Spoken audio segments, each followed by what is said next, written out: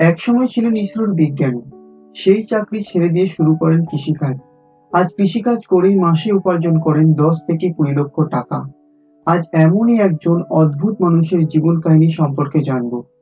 যদি আপনি ভিডিওটি ইউটিউব থেকে দেখে থাকেন তাহলে চ্যানেলটিকে সাবস্ক্রাইব করে ভিডিওটিতে লাইক করে দিন। যদি ফেসবুক থেকে দেখে থাকেন তাহলে ভিডিওটিতে লাইক করে ভিডিওটিকে শেয়ার করে দিন।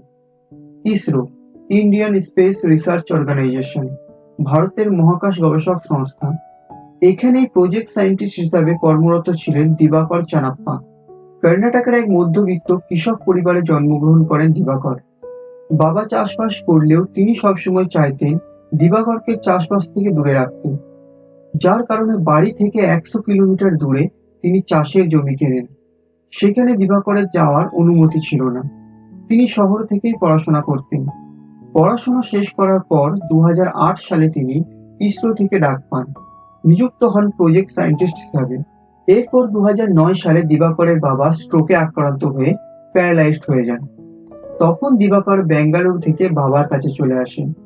বাবার সাথে থাকাকালীন তিনি জাপানের বিখ্যাত দার্শনিক ও কৃষক মাসানোবু ফুকুওকার একটি বই পড়ে প্রভাবিত হন। তারপরে তিনি ঠিক করেন ইসরোর কাজ ছেড়ে দিয়ে তিনি চাষবাস শুরু করবেন। দিবাকরের এই সিদ্ধান্তে তার বাবা-মা, শ্বশুর-শাশুড়ি তীব্র আপত্তি জানান। কিন্তু সবকিছু উপেক্ষা করে দিবাকর নিজের আইডিয়াকে কাজে লাগিয়ে চাষবাস শুরু করেন। প্রথম দিকে কর্ণাটকের স্থানীয় ফসল চাষ করলেও দিবাকর সবসময় চাইতেন নতুন কিছু চাষ করতে। অবশেষে তিনি খেজুর চাষ শুরু করেন। কিন্তু খেজুর ছিল মরু অঞ্চলের ফসল, যার জন্য যখন তিনি খেজুর চাষ শুরু করেন তখন আশেপাশের মানুষজন তাকে নিয়ে হাসাহাসি করেন। কিন্তু সবকিছু উপেক্ষা করে কিভাবে অর্গানিক পদ্ধতিতে খেজুর চাষ করা যায় তাই নিয়ে দিবাকর পড়াশোনা শুরু করেন।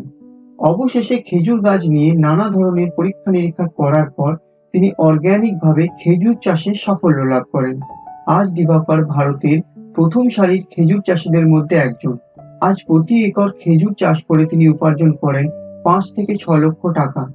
পরিবারের যে সকল সদস্যরা দিবাকরের এই সিদ্ধান্তকে মূর্খতা বলে মনে করেছিল, আজ তারাই দিবাকরকে নিয়ে গর্ব করেন।